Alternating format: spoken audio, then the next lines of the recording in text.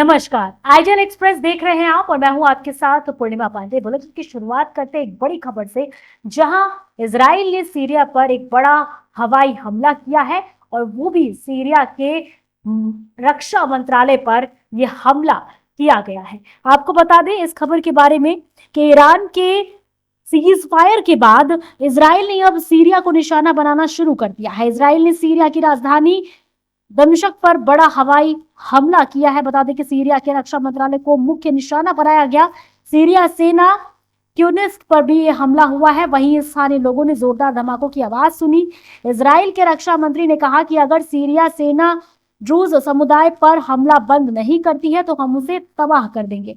बता दें कि दक्षिण सीरिया में और सीरिया सेना के बीच में ये लड़ाई जारी है और इस लड़ाई में अब तक सैकड़ों लोग मारे जा चुके हैं। आरोप है कि सेना ड्रूज लोगों की हत्या कर रही है और वहीं सीरिया सरकार का दावा है कि हिंसा आपराधिक गिरोह की वजह से हो रही है। दक्षिण सीरिया में ड्रूज समुदाय एक अल्पसंख्यक समुदाय है जो इस्लाम को नहीं मानती। तो ऐसे में देखिए इन दोनों के बीच में ये पूरी कहानी चल रही है, पूरा मामला चल रहा है और इस बीच में देखिए दोनों तरफ ये हमला किया जा रहा है और ऐसे में अब सीरिया का रक्षा मंत्रालय को निशाना बनाते हुए इजराइल ने एक बड़ा हवाई हमला किया है और तस्वीरें हैं ये उस हवाई हमले की। अगली खबर देखिए, विधानसभा में विपक्ष का एक बड़ा हंगामा देखा गया और इतना ही नहीं, इस हंगामे में कांग्रेस के 30 सदस्यों को निलंबित किया गया। पूरे मामले के बारे में आपको बताएं कि रायपुर स्थित छत्तीसगढ़ विधानसभा में गुरुवार को जोरदार हंगामा देखने को मिला। राज्य में खाद की कमी को लेकर विपक्षी कांग्रेस के सदस्यों ने जमकर हंगामा काटा। इस वजह से बार बार सदन की कार्यवाही रोकनी पड़ी, जिसके बाद कांग्रेस के 30 सदस्यों को दिन भर के लिए सदन से निलंबित कर दिया गया। बिहार में मुफ्त बिजली की घोषणा की गई है और जिसके बाद इस मुफ्त बिजली की घोषणा के बाद बता दें कि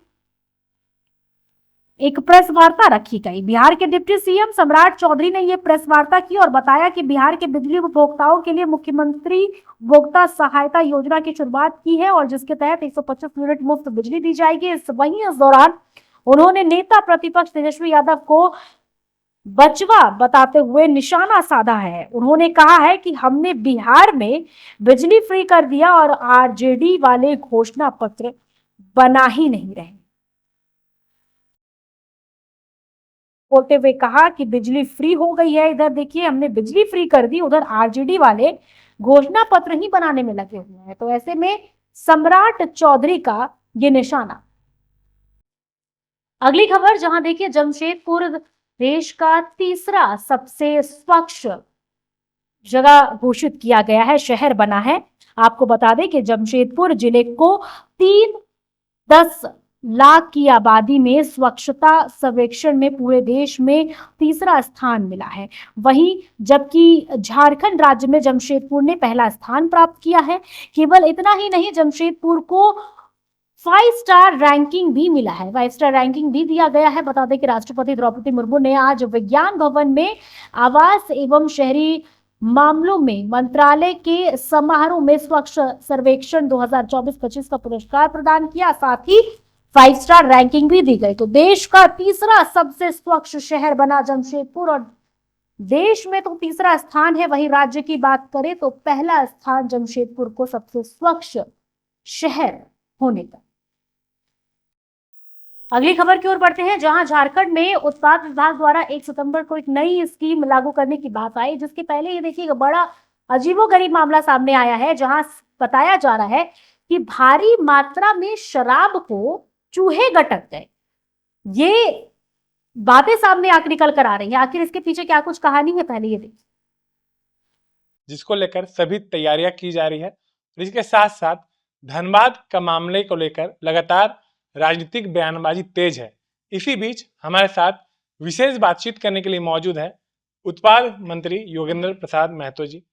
दादा, सबसे पहले आपसे सवाल रहेगा कि नई उत्पाद नीति लागू होने वाली है, इसको लेकर क्या कुछ तैयारी है और इससे कितना राजस्व को फायदा मिलेगा?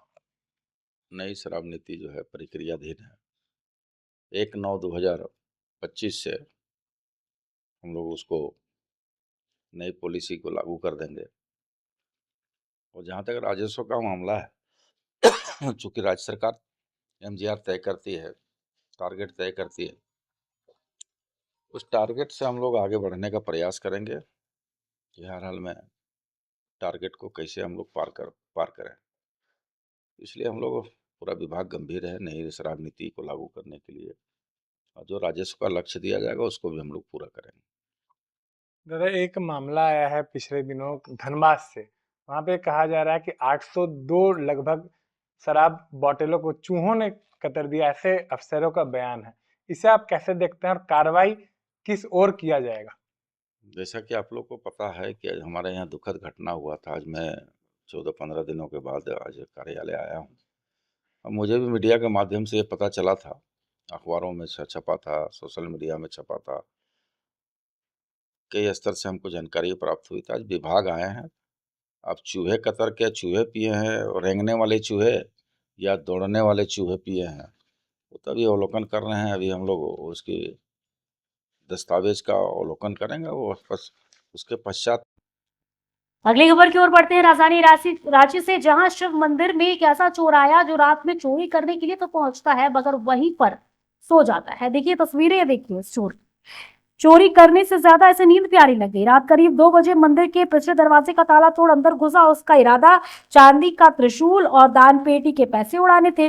चोर ने चांदी का त्रिशूल और सिक्के तो बैग में भर लिए, लेकिन भगवान के घर में ऐसी शांति मिली कि उसकी आंखें भारी हो गई और वो चोरी का सामान लेकर मंदिर के कोने में ही खर्राटे मारने लगा। सुबह पुजारी ने जब नजारा देखा तो गांव वालों को बुलाया, फिर पुलिस आई और चोर की नींद से जगाकर उसे थाने ले गई। अब पुलिस इस पूरे मामले में चोर से पूछताछ कर रही है।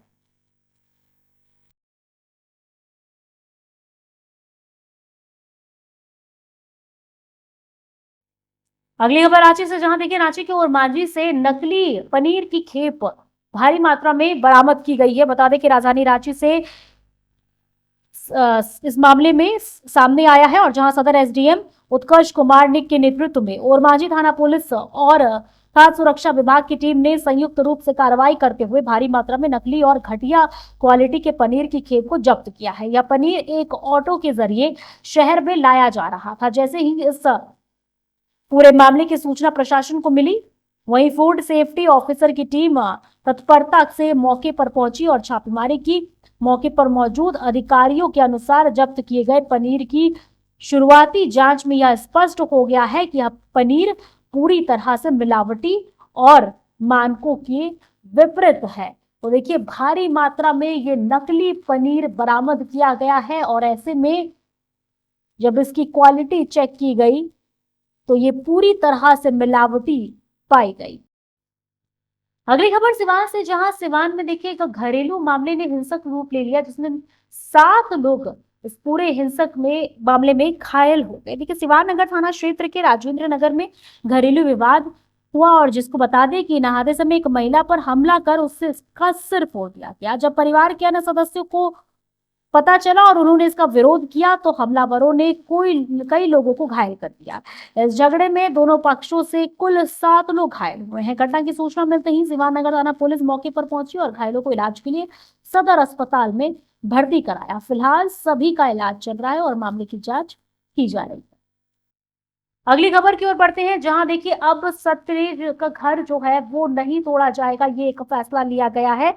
सत्यजीत रे का पैतृक घर नहीं तोड़ा जाएगा। इसके बारे में आपको जानकारी दें कि बांग्लादेश सरकार ने घर तोड़ने पर रोक लगा दी है। भारत सरकार ने तोड़फोड़ पर चिंता जताई थी, और जिसके बाद देखिए अब इस पर रोक लगाई गई है। सत्यजीत रे एक प्रसिद्ध फिल्म डायरेक्टर और चित्रकार थे, विश्व सिनेमा के सबसे बड़े फिल्मकारों में थे, और जिनके घर तोड़ने की बातें सामने आ रही थी, जिसके बाद अब ये फैसला लिया गया है कि सत्यजीत रे का पैतृक घर नहीं तोड़ा जाएगा। बांग्लादेश सरकार ने घर तोड़ने पर रोक लगा दी है, और भारत सरकार ने भी देखिए इधर तोड़फोड़ पर अपनी चिंता जताई थी।